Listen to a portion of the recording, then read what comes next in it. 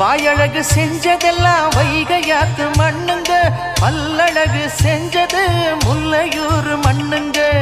நெத்தி செய்யும் மண்ணுக்கு சுத்தி சுத்தி வந்தேங்க, நிலாவில் மண் எடுத்து நெத்தி செஞ்சேன் பாருங்க.